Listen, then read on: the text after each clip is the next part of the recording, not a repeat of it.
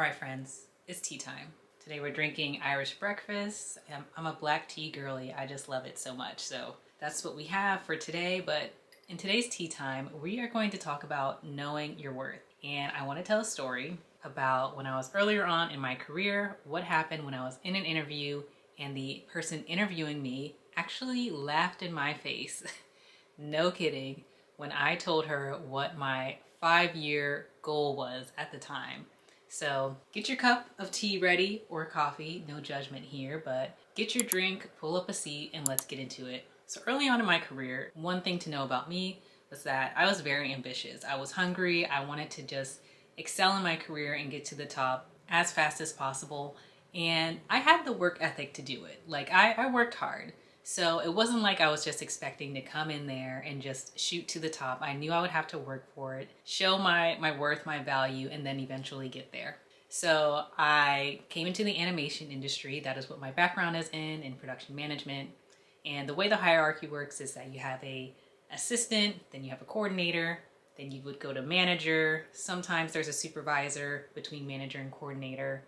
And then you have sometimes an associate producer and then a line producer. So at the time, I was a coordinator and I was working at Cartoon Network. And the way that the industry works, you know, if you're working on a TV show, you're pretty much working for as long as that show is getting seasons, right? So if a show gets picked up for another season, you have like another year or so to work on the project. So at the time, the job that I was in, my end date was coming up. So this means that in a few weeks' time, I was going to be out of a job. And this is pretty normal. Like when you start a project, you know that you're there for a certain amount of time. The project that I was attached to, my producer had already extended me to try and give me more time to find another job. So I was really appreciative of that. But you know, I'm in that stage. I'm sending out resumes, trying to get interviews. And then I finally get an interview with the studio. So it was a smaller studio in comparison to where I was currently at. And the project that they had was a pretty big show. So, of course, I was pretty excited because I had watched this show, I was a fan of the show, and most importantly, I was going to have a job. I was not looking forward to unemployment, especially living out here in LA. So I said, sure, let's do it. It's the day of the interview. I show up. When I walk in, when I tell you that you could feel the stress like just in the air when you stepped in, I could tell that this was going to be a very tense work situation. And I was right. And to be honest, like I knew that going in to this interview because rumors had already kind of been floating around about the work conditions on this particular project. So I wasn't too surprised about that. And also something about me, which if you can't already tell from other videos, I'm a very calm, grounded person. So I actually do really well in those types of environments where it's very high stress, very intense. Those are the environments that I thrive in because nothing really phases me that much. So I show up, I'm there for the interview. They're running a little bit late because like I said, it's kind of chaotic once I get there, but I'm totally understanding. I said, sure, take your time. Finally comes to they put me in the conference room. So I'm waiting for the people who are going to interview me to show up. They show up and as expected, they are stressed the F out. You could just like see it all on their face, on their body language. And of course they apologize for running a bit late, which is, I get it, right? I work in production, I know how it goes. So we get into the interview, all is going fine. They're all really nice. I'm learning about the show, what to expect about the role. It was for another coordinator position. So this is work that I was already doing. And then we get to that question. They say, okay, where do you see yourself in 5 years? I say, I know it's ambitious, but I would love to be a producer. And I knew it was a big, audacious goal. But like I said, like that was the type of person that I was, you know, aim high. It kind of forces you to work a little bit harder. So that's what I say. Y'all, when I tell you the manager that was in the room as part of the interview, she goes, good luck with that. I've been a manager for 5 years already, and even I'm not a producer.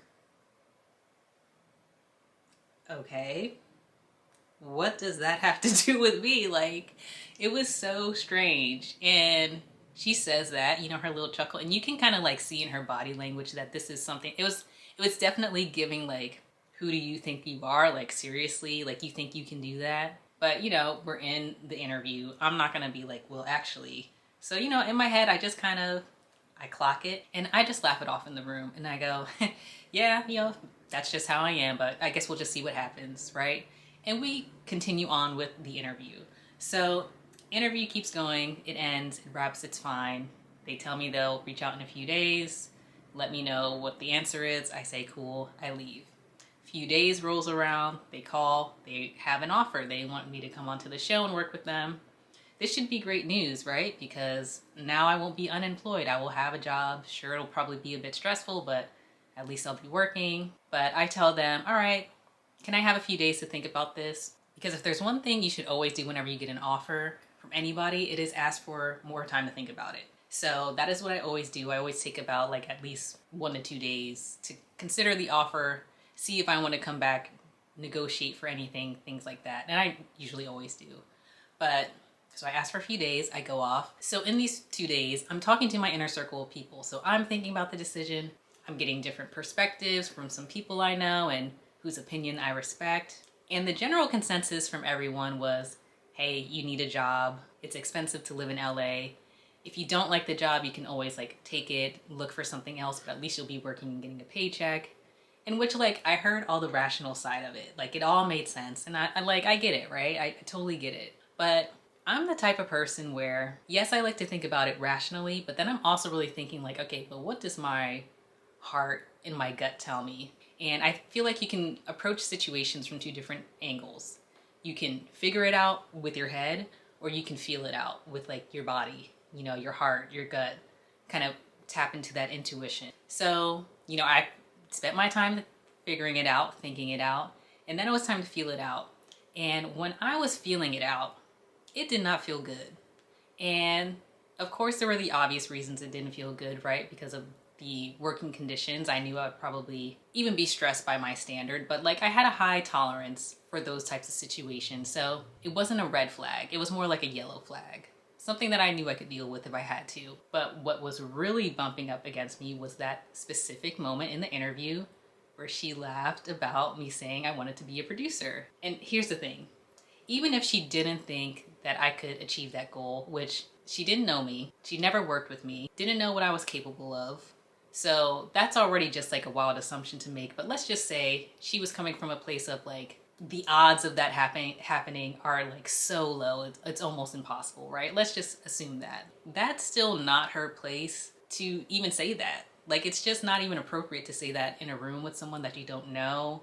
And what I think really bothered me the most was that this would be somebody I would be working underneath. So if someone came to me, and I am a manager, I've been a manager on different shows, and if one of like my coordinators or PAs came to me with like a big goal that they had, and they said, hey Tiara, I really want to do this big, huge thing. What do you think?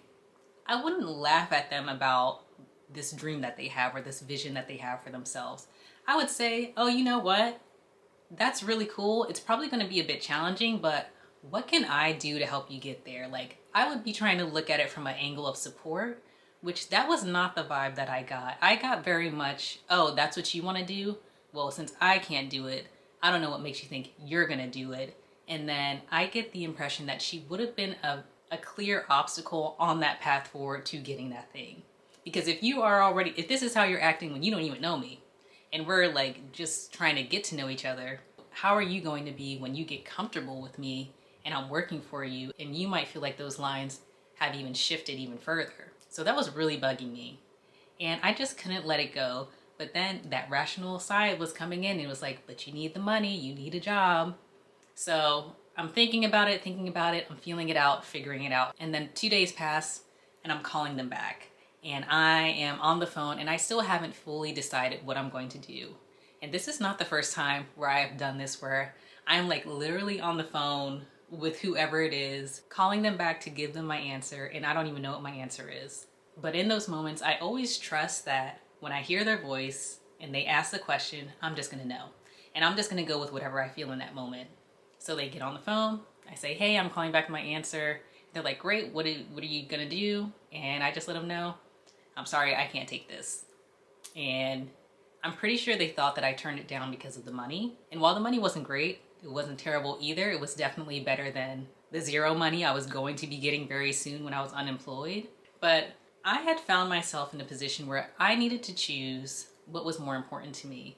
Was I going to choose a paycheck, or was I going to choose my self-worth and my self-respect? Because like I said earlier, I have a very high tolerance for stressful, intense situations or workplaces. Super high. Ask anybody who has worked with me. I'm like a little Buddha walking around, okay? Like I'm that level of calm. But what I have a low tolerance for, and I am saying like so low, hitting the center of the earth low, is a low tolerance for disrespect. And when I just kept thinking it over and feeling it out, that was the main emotion that I kept feeling, was I felt disrespected. Even if she didn't believe in what I was going to say or didn't think it was capable, she just shouldn't have said anything, right? Because what does that do for either of us? It doesn't help you move forward and get what you want, and then you're just crushing a person's dream that you don't know for no reason because now you're just projecting. So it just all didn't add up. So yeah, I let them know I turn it down. They're as understanding as they can be. And then I hang up the phone and I go, well, guess I'm unemployed now because I did not take that job, and who knows when another opportunity is going to come around. And that was stressful and it was scary. But at the end of the day, I just knew if you're going to put me in a position where I have to choose between myself and a job or a paycheck, I'm going to always choose myself, because there is no price on your self-worth. Like you just, that's priceless, right? And I don't think there's any amount of money or any amount of treatment that I would be willing to accept that is below what I feel I deserve. So here I am out of a job, and I'm like, I don't even know what I'm gonna do, because I'm living with my roommate. We have an apartment. It's getting more expensive. If you live in LA, you know the rent goes up every year. So now I need to figure out, what am I gonna do? And I still keep sending out my resume, and lo and behold, I think it's about like 2 weeks later, I get a call from Disney. And they say, we got your information, we want to interview you. I go, great. I do some interviews there. They don't all work out, but one does. And I end up working on a show with just such amazing people that I'm like, thank God I said no to that other job, because I would have missed out on this opportunity. And what really stood out to me is that up until this point, like when I'm doing the interview at this time, I had worked with great managers and great producers. And if I had taken the job on that other show, I don't know what that relationship would have been like with the person who I would have been working under, just because of that moment in the interview. So that already wasn't giving me a good feeling. But what ends up happening is that the job offer that I do get and end up accepting, I get a great producer, I get a great manager, I get great supervisor, there are other great coordinators, PAs. I mean, I'm talking the whole team. Everyone is so great at what they do. They are so respectful. They're so understanding. I learned so much from all of them. And I could have easily missed that, because if I had went with my fear instead of, the other strong emotions that I was going with, I probably would have taken the wrong offer. And then I would have missed that opportunity to work at what ended up being a perfect fit for me at that time. So all of that to say, if you do have a dream or a vision for yourself, and even if it is big and audacious, you want to be around people who are going to support that dream and that vision, or who at least respect it enough to not laugh at you for it. And if someone puts you in a position where you need to choose between yourself and some other, materialistic, tangible thing, all I'm going to say is, at the end of the day, you are always going to be with you. You are going to have to wake up and look at yourself in the mirror. You're going to have to go to sleep with yourself at night. You are going to be dealing with you 24/7. And if you're going to make any decision, it better be one that you can live with, because that is exactly what's going to happen. And I just knew in that moment, if I took that job out of fear and desperation, I'm not so sure how long I would be able to live with that decision without regret. And so knowing your self-worth is important. Knowing what you stand for is important, because sometimes you're just going to have to tell people no. And you may have to tell them no when you don't have better options on the table, but you just need to do what's best for you and feel it out in that moment. So that's our tea time for today. Tune in next week where we will cover a different topic. But if you have a question for me that you want to ask, or if there's something you'd like to hear me cover in our tea time, just let me know, and I'm happy to do that on the next one. I'll see you on the next tea time.